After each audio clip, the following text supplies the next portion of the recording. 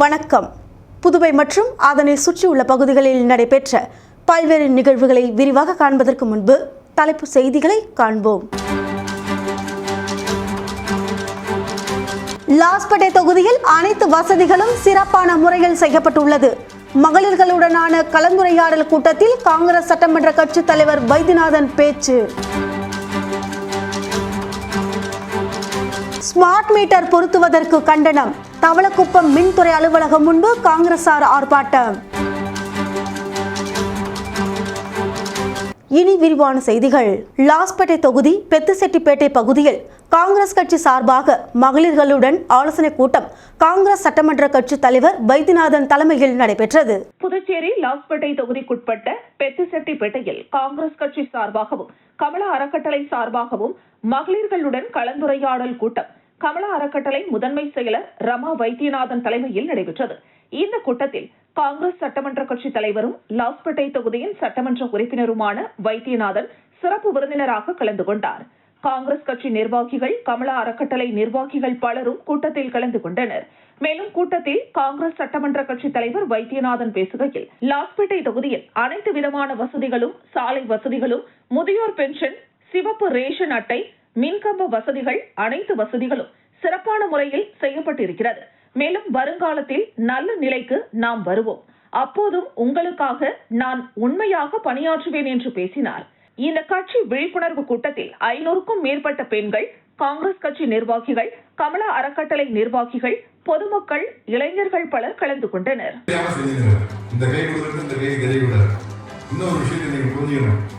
என்கிட்ட ஆதரவாளர், என்னுடைய அலுவலகத்தில் ஊழியர்கள், என்னுடைய நண்பர்கள் எல்லாருமே நேர்மையானவங்க.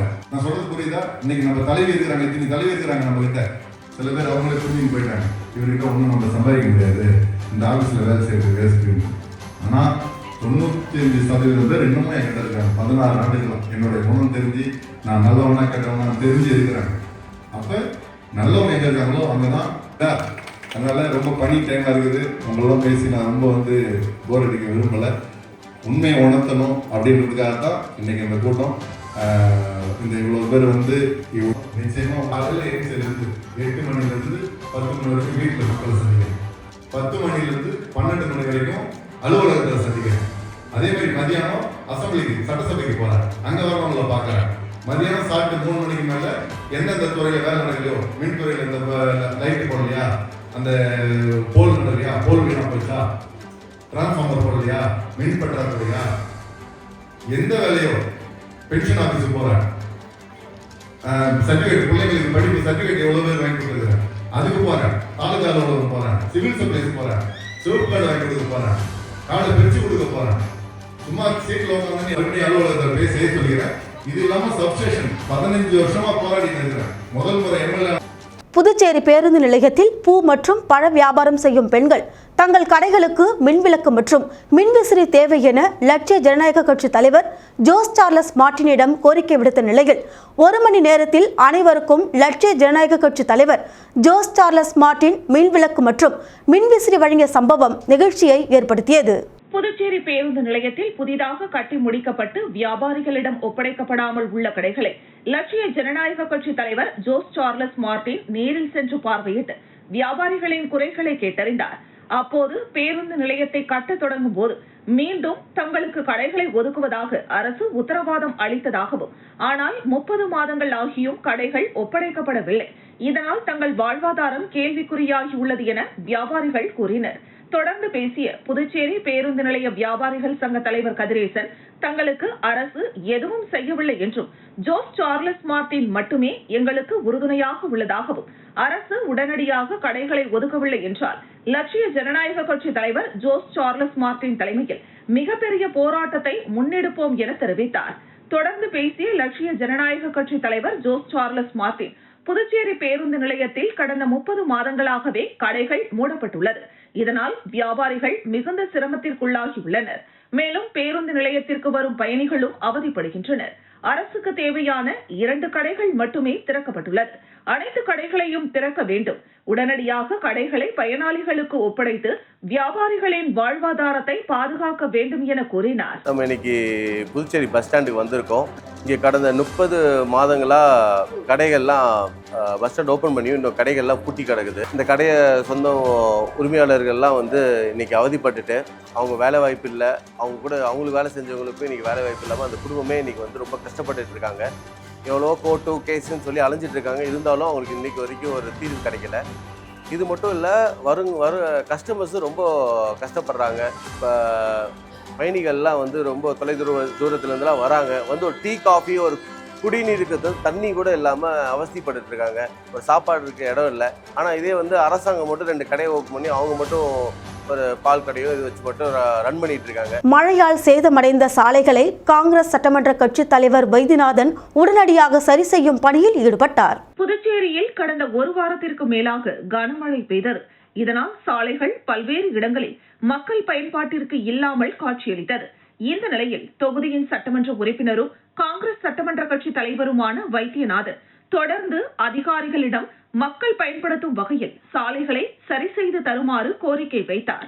தொடர்ந்து தற்பொழுது சாலைகள் சரி செய்யும் பணி நடைபெற்று வருகிறது. இதனை தொகுதியின் சட்டமன்ற உறுப்பினரும் காங்கிரஸ் சட்டமன்ற கட்சி தலைவருமான வைத்தியநாதன் நேரடியாக சென்று ஆய்வு மேற்கொண்டார்.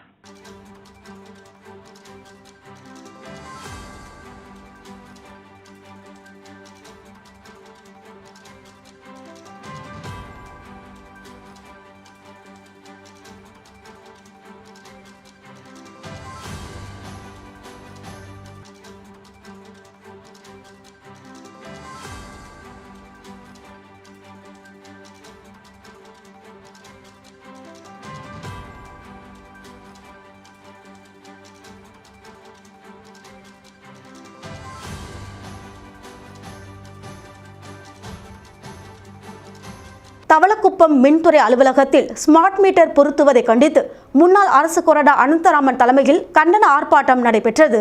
புதுச்சேரி மாநிலத்தில் மின்துறை சொத்துக்கள் 30,000 கோடிகள் உள்ளது. அதனை புதுவை அரசானது தனியார் துறைக்கு தாரை வார்த்து வருகிறது என்பதனை முன்னிறுத்தி தவளக்குப்பம் பகுதியில் ஒவ்வொரு வீடுகளாக மின்துறை ஊழியர்கள் சென்று ஸ்மார்ட் மீட்டர் பொருத்தி வருவதை கண்டித்து முன்னாள் அரசு கொறடா அனந்தராமன் தலைமையில் மற்றும் எழில்ராஜா, செல்வம், நடராஜன், திருமுருகன், பெஸ் முருகன், வேல்முருகன் இவர்களின் முன்னிலையில் 50க்கும் மேற்பட்ட காங்கிரஸ் கட்சி பொறுப்பாளர்கள் தவளக்குப்பம் மின்துறை அலுவலகத்தின் எதிரில் கண்டன ஆர்ப்பாட்டத்தில் ஈடுபட்டனர். அதில் மின்துறையை கண்டித்து ஏமாற்றாதே, பொதுமக்களை ஏமாற்றாதே என்று கோஷங்களை எழுப்பியும் தொடர்ந்து மின்துறை அதிகாரியிடம் சென்று ஸ்மார்ட் மீட்டர் பொருத்துவது தவறானது, மேலும் இந்த செயல்பாட்டில் ஈடுபட்டால் பொதுமக்களை திரட்டி ஆர்ப்பாட்டத்தில் ஈடுபடுவோம் என கூறினர். பிறகு அவர் அளித்த பேட்டியில் புதுவை அரசானது தன்னுடைய சுயநலத்திற்கான 30,000 கோடி ரூபாய் சொத்துடைய மின்துறையை தனியாருக்கு தாரை வார்த்து கொடுக்கிறது என்று பல செய்திகளை தெரிவித்தார்.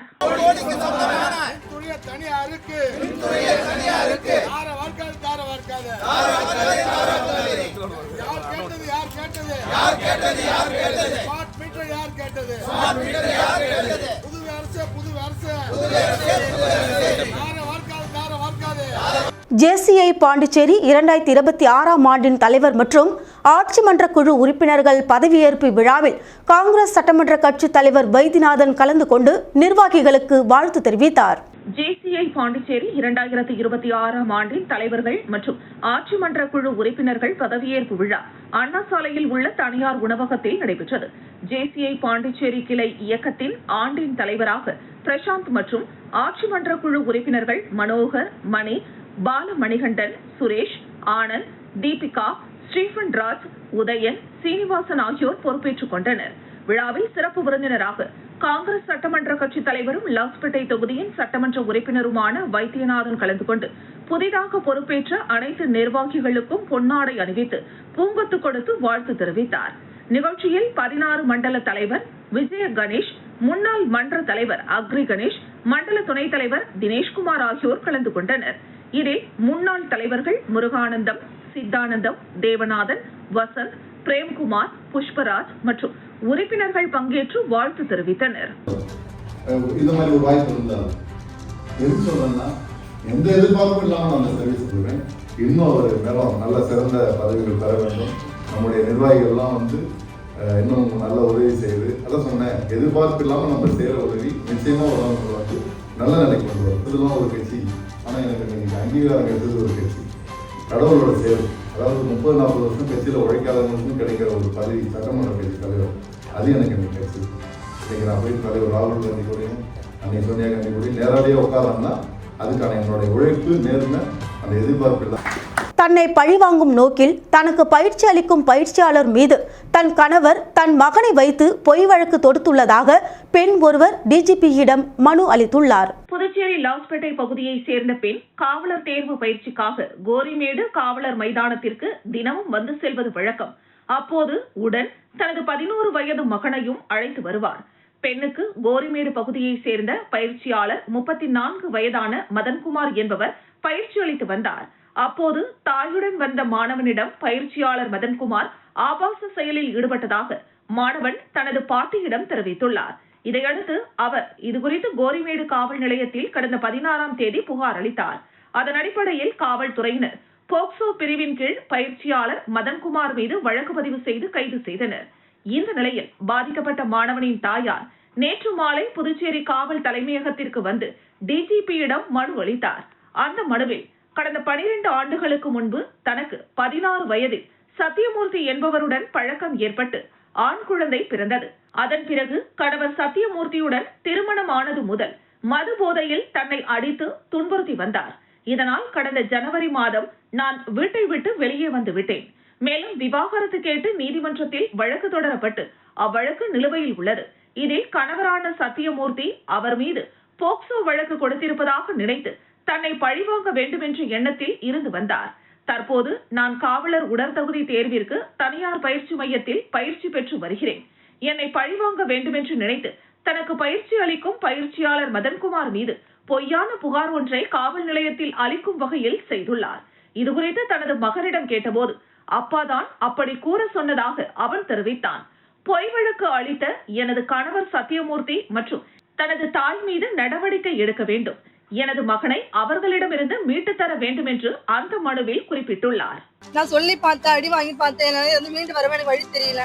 அதுக்கு எனக்கு கொஞ்சம் ஃப்ரெண்ட் சப்போர்ட்னால நான் டிவோர்ஸ் அப்ளை பண்ணேன். நான் டிவோர்ஸ் கேட்டு தான் அப்ளை பண்ணேன். நான் போக்சோன்னு சொல்லி நான் அப்ளை பண்ணல.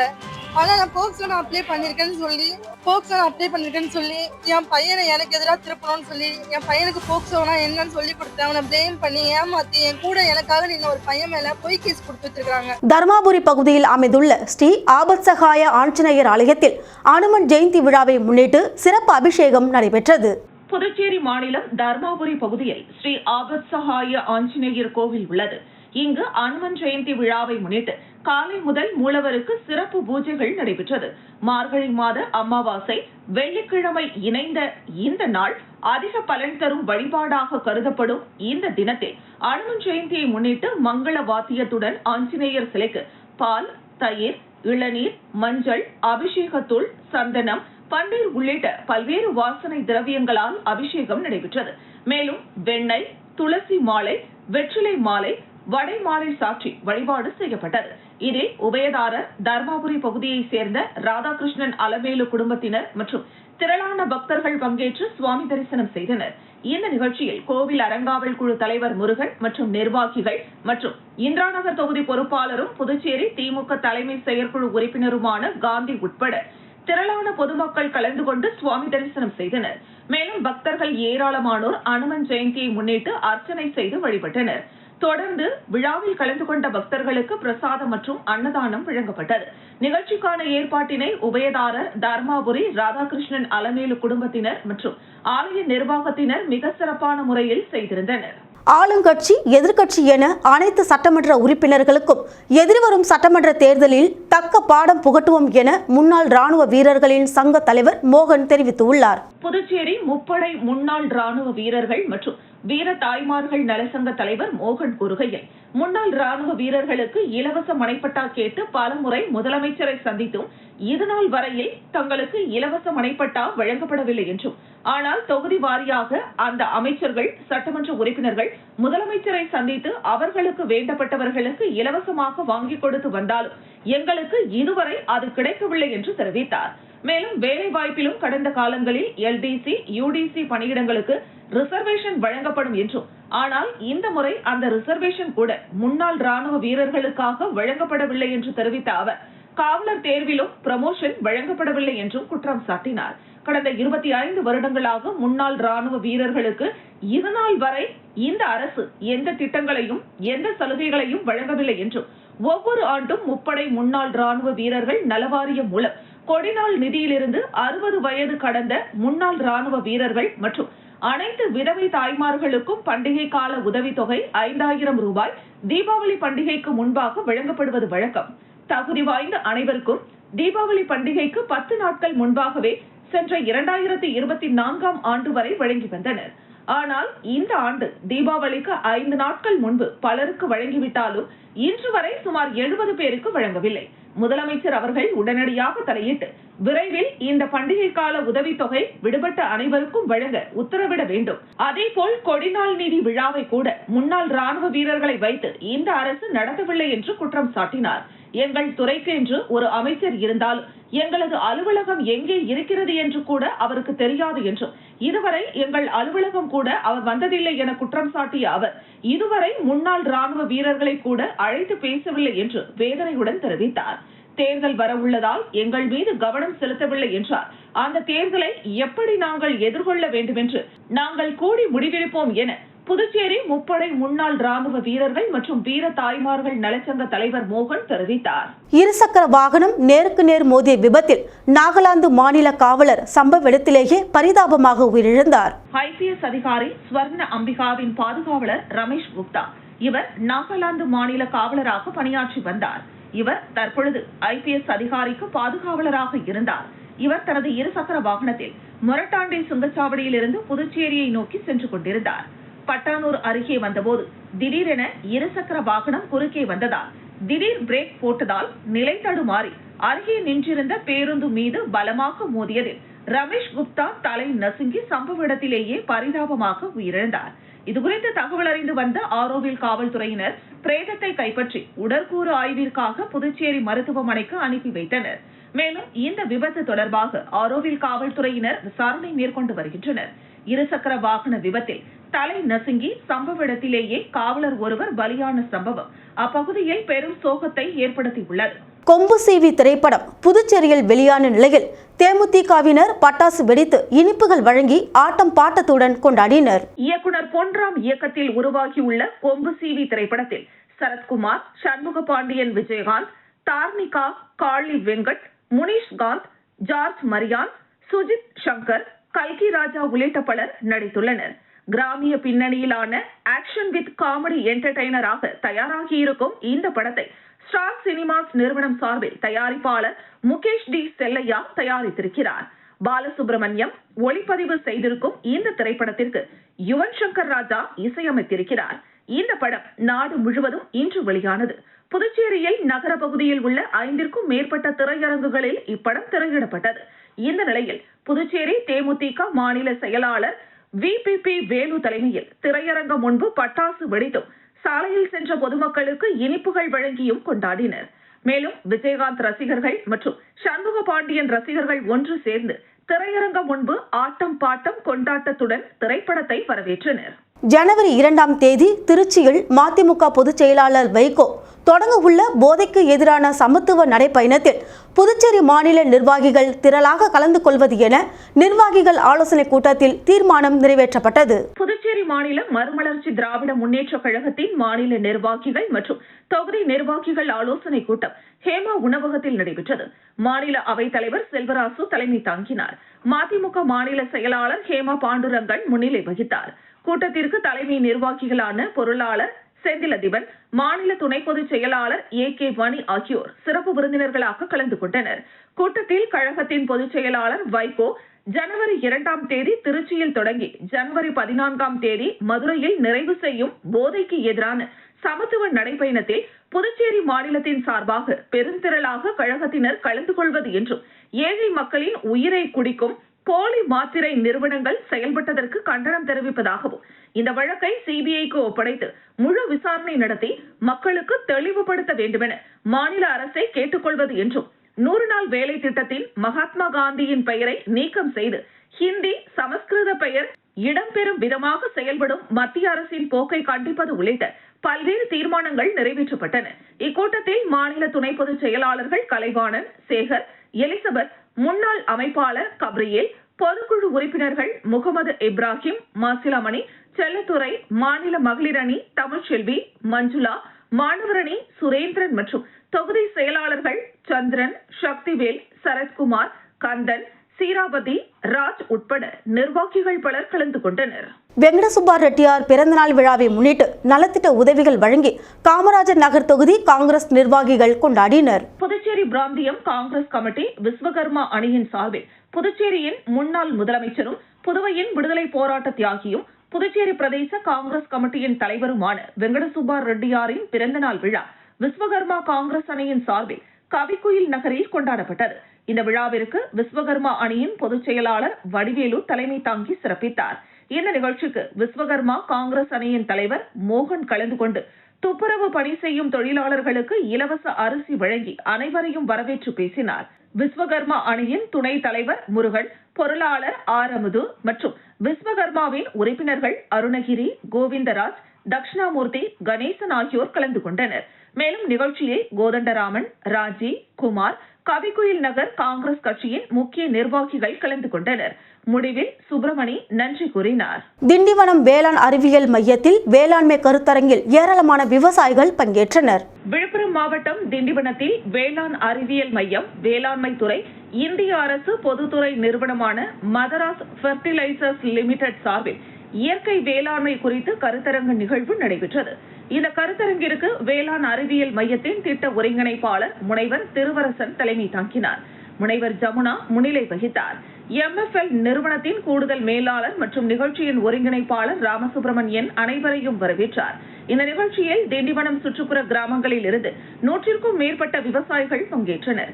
இவர்களிடம் வேளாண்மை விஞ்ஞானிகள் பேசுகையில் ரசாயன உரங்களை அளவாக பயன்படுத்த வேண்டும், இயற்கை உரங்களை அதிக அளவில் பயன்படுத்த வேண்டும், இதனால் மண் வளம், மலட்டுத்தன்மை ஏற்படுவதும் முற்றிலுமாக தடுக்கப்படும், மேலும் மகசூல் அதிகரிக்கும். வருங்கால சங்கதியினருக்கு காசு பணத்தை விட்டு செல்வதில்லை, ஆனால் விவசாய நிலத்தை அவர்களுக்காக விட்டு செல்கிறோம். அந்த நிலத்தை விவசாயத்திற்கு உகந்த நிலமாக விட்டு செல்ல வேண்டும். எதற்கும் பயன்படாத மலட்டுத்தன்மை நிலமாக இருக்கக்கூடாது. ஆகவே விவசாயத்தையும் பாதுகாக்க வேண்டும், மண் வளத்தையும் பாதுகாக்க வேண்டும். விவசாய பொருட்களை உண்ணும் போது பொதுமக்களும் ஆரோக்கியமாக இருக்க வேண்டும் என்று விவசாயிகள் மத்தியில் வேளாண்மை விஞ்ஞானிகள் உரையாற்றினர். நிகழ்ச்சி இறுதியாக MFL நிறுவனத்தின் கூடுதல் மேலாளர் பாஸ்கரன் நன்றி கூறினார்.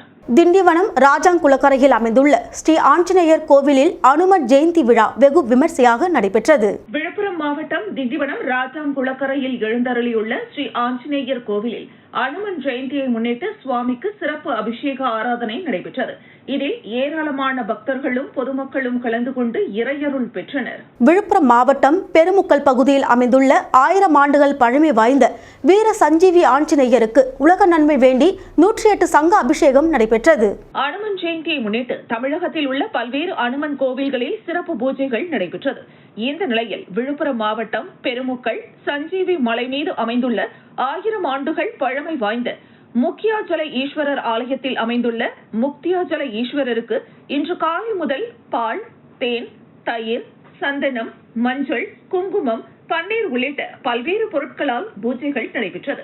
இதனைத் தொடர்ந்து வீர சஞ்சீவி ஆஞ்சநேயர் ஆலயத்தில் உலக நன்மை வேண்டி சிறப்பு யாகசாலை நடைபெற்றது. இதில் திவ்ய மலர்கள், வாசனை திரவியங்கள் உள்ளடக்கிய 108 தொகுப்பினை கொண்டு சிறப்பு யாகசாலை நடைபெற்றது. இதனைத் தொடர்ந்து யாகசாலையில் வைத்து பூஜிக்கப்பட்ட 108 சங்கினால் வீர சஞ்சீவி ஆஞ்சநேயருக்கு சிறப்பு சங்காபிஷேகம் நடைபெற்றது. சங்காபிஷேகத்தினை தொடர்ந்து யாகசாலையில் வைத்து பூஜிக்கப்பட்ட கலச நீரை கொண்டு அபிஷேகம் நடைபெற்றது. தொடர்ந்து மகா தீபாராதனை காண்பிக்கப்பட்டது. இதில் சுற்றுவட்டார பகுதிகளைச் சேர்ந்த திரளான பொதுமக்கள் கலந்து கொண்டு வீர சஞ்சீவி ஆஞ்சநேயர் அருளை பெற்று சென்றனர். வானூர் அருகே கூட்டுறவு வங்கியில் சுமார் 77 லட்சம் ரொக்கம் மற்றும் நகை கொள்ளையடிக்கப்பட்ட வழக்கில் 22 ஆண்டுகளுக்கு பிறகு குற்றவாளிக்கு 2 ஆண்டு தண்டனை விதித்து வானூர் நீதிமன்றம் தீர்ப்பளித்துள்ளது. விழுப்புரம் மாவட்டம் வானூர் தாலுகா திருச்சிற்றம்பலம் கூட்ரோட்டில் தொடக்க வேளாண்மை கூட்டுறவு வங்கி செயல்பட்டு வருகிறது. இங்கு கடந்த 2003ஆம் ஆண்டு நள்ளிரவில் இந்த வங்கியை உடைத்து 77,32,000 ரூபாய் மதிப்பிலான நகைகள் மற்றும் ரொக்கம் கொள்ளையடிக்கப்பட்டது. இந்த கொள்ளை வழக்கு தொடர்பாக ஆரோவில் காவல்துறையினர் வழக்கு பதிவு செய்து விசாரணை நடத்தி வானூர் அடுத்த ராமநாதபுரத்தை சேர்ந்த கார் ஓட்டுநர் 57 வயதான சரவணன், சொக்கு, சிவகுமார், பழனி ஆகிய 4 பேரை கைது செய்தனர். இந்த நிலையில் இந்த வழக்கு விசாரணை முடிந்த நிலையில் வானூர் நீதிமன்றத்தில் தீர்ப்பு வழங்கப்பட்டது. குற்றம் சாட்டப்பட்ட சரவணனுக்கு 2 ஆண்டு சிறை தண்டனை மற்றும் 20,000 ரூபாய் அபராதம் விதித்து நீதிபதி உத்தரவு பிறப்பித்தார். மேலும் இந்த வழக்கில் தொடர்புடைய சொக்கு, சிவகுமார், பழனி ஆகியோர் வழக்கு விசாரணையின் போது இறந்துவிட்டதால் அவர்களுக்கு தீர்ப்பு எதுவும் அளிக்கப்படவில்லை. கூட்டுறவு வங்கியில் கொள்ளையடிக்கப்பட்ட வழக்கில் 22 வருடம் கழித்து குற்றவாளிக்கு தண்டனை உறுதி செய்யப்பட்ட சம்பவம் அப்பகுதியில் பரபரப்பை ஏற்படுத்தியுள்ளது. மீண்டும் தலைப்புச் செய்திகள். லாஸ்பேட்டை தொகுதியில் அனைத்து வசதிகளும் சிறப்பான முறையில் செய்யப்பட்டுள்ளது. மகளிர்களுடனான கலந்துரையாடல் கூட்டத்தில் காங்கிரஸ் சட்டமன்ற கட்சித் தலைவர் வைத்தியநாதன் பேச்சு. ஸ்மார்ட் மீட்டர் பொருத்துவதற்கு கண்டனம். தவளக்குப்பம் மின்துறை அலுவலகம் முன்பு காங்கிரசார் ஆர்ப்பாட்டம். இத்துடன் செய்திகள் நிறைவடைகின்றது. உங்களிடமிருந்து விடைபெறுவது ஜானகி. செய்திகளை உடனுக்குடன் தெரிந்து கொள்ள கமலா தொலைக்காட்சியின் சமூக வலைதளத்தை பின்பற்றவும். நன்றி, வணக்கம்.